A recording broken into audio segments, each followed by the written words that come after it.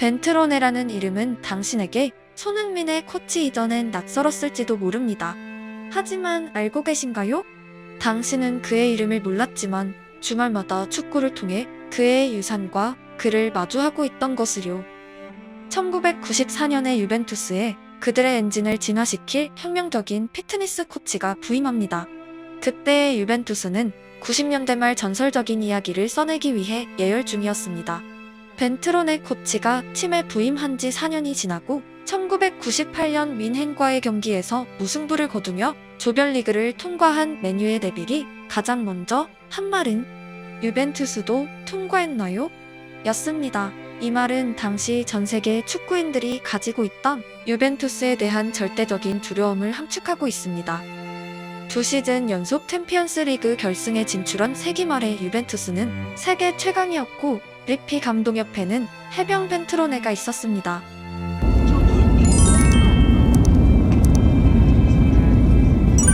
축구의 과거와 현재의 과도기를 창조한 종목의 역사적인 인물들 중 한 명으로 벤트로네는 당당히 이름을 올리고 있습니다. 정신력으로 선수의 체력적인 요소 모두를 설명하던 시절의 병리학과 해부학을 바탕으로 축구를 과학의 단계로 나아가게 한 그는 선구자였습니다. 그의 최대 관심사는 선수들의 신체 상태를 치료하고 보존하는 혁신적인 방법의 연구였고 선수들의 가장 큰 재능은 컨디셔닝이라 믿었습니다. 그리고 운동 능력의 기본 구성 요소가 축구를 새로운 시대로 진입시킬 거라 믿었습니다. 정신력이라는 보이지 않는 무언가보다 과학에 대한 그의 믿음은 세계 최강 유벤투스를 통해 증명되었습니다. 그리고 역설적이게도 벤트로네의 지도를 받은 선수들의 과학적인 트레이닝으로 얻은 컨디션은 자존감에 영향을 미쳤고 이는 결과적으로 이성을 통한 정신력의 상승으로 이어졌습니다. 98 월드컵을 앞두고 유벤투스 합류가 본인에게 어떤 영향을 미쳤냐는 질문에 지네딘 지단은 더욱 강력한 정신력을 갖게 되었습니다. 라고 대답했습니다. 98 월드컵 우승팀의 주장 대샹은 말합니다. 우리 세대는 이탈리아 축구와 그것이 우리에게 가르쳐준 모든 것을 빚지고 있습니다. 제가 이전에 경험한 것보다 훨씬 더 많은 기술적, 정신적 요구를 마주하면서 저는 제게 주어진 책임에 대해 잘 이해하게 되었고 자신감을 얻게 되었습니다. 지네딘 지단은 레알 마드리드 감독 부임 직후 체력 훈련량을 늘렸습니다. 그리고 벤트로네에게 사자받은 이탈리아 베테랑 트레이너 안토니오 핀투스를 데려왔습니다.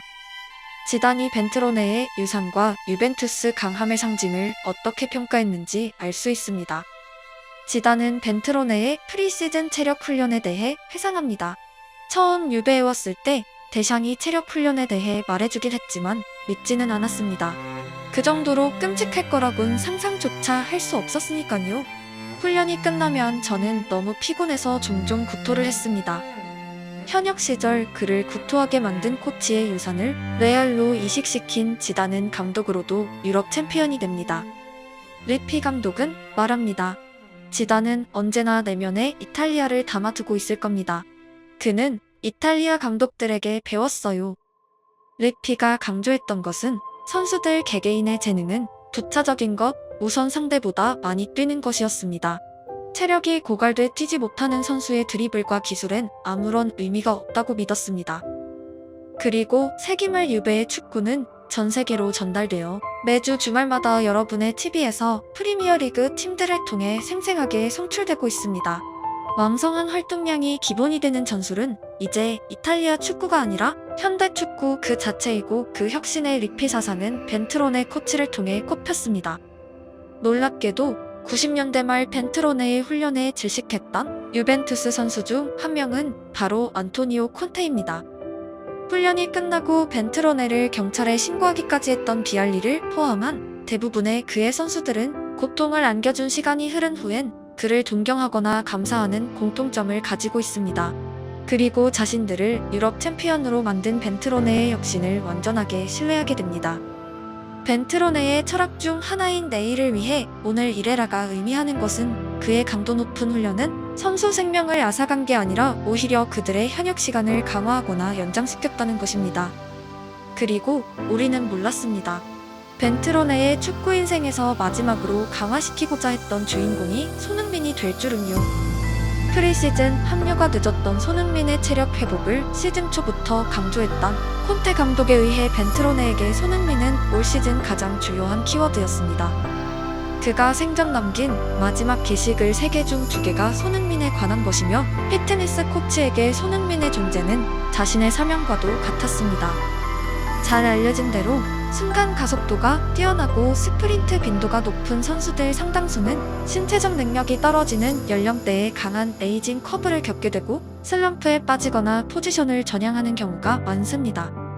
손흥민의 최대 무기는 말 그대로 신체에서 출발하고 벤트로네에게 30대에 접어든 손흥민 신체의 보존은 절대적 가치 그 자체였습니다. 그가 남긴 풋볼 런던과의 마지막 인터뷰에서 손흥민의 거대한 대퇴사 두근을 강화하는 것보다 그의 신체가 저항과 경합에 사용하는 균형을 강화시켜야 한다는 발언을 통해 손흥민의 운동 능력과 기능을 얼마나 세분화하여 관리하고 발전시키는 비전을 가지고 있는지 생생히 확인할 수 있었습니다. 손흥민이 해트트릭을 기록했던 그날 모두를 감동시킨 벤트로네와 손흥민의 포옹에는 그 모든 의미가 담겨 있었습니다. 손흥민의 모든 것을 연구하는 코치로서 느낀 성취감, 그리고 오랜 무득점에 마음 아파했을 제자를 대하는 인간으로서의 순수한 축하.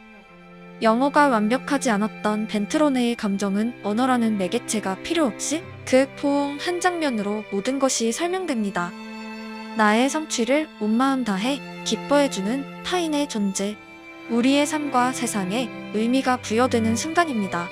아름다운 마지막 이야기는 오래도록 우리 마음에 기억될 것이고 그가 남긴 것은 단순히 축구의 근대화가 아니라 사람과 사람이 만나고 살아 숨쉬었던 인생 그 자체입니다. 처음 축구를 봤을 때 잉글랜드 팀을 응원했던 저에게 유벤투스, 그들은 두려움의 대상이었습니다. 그리고 그들의 축구가 이식된 저의 팀은 이제 세계의 정점에서 경기하고 있습니다. 당신이 남긴 모든 유산에 감사드립니다. 하늘에서 영원히 행복하시길 기원합니다. 제가 제작한 모든 영상의 마지막엔 개인적인 마음과 해석을 전하곤 했습니다. 하지만 오늘의 영상에선 애도의 감정을 차마 글자로 표현하기에 문장력이 부끄러워 그의 마지막 인터뷰로 마무리합니다.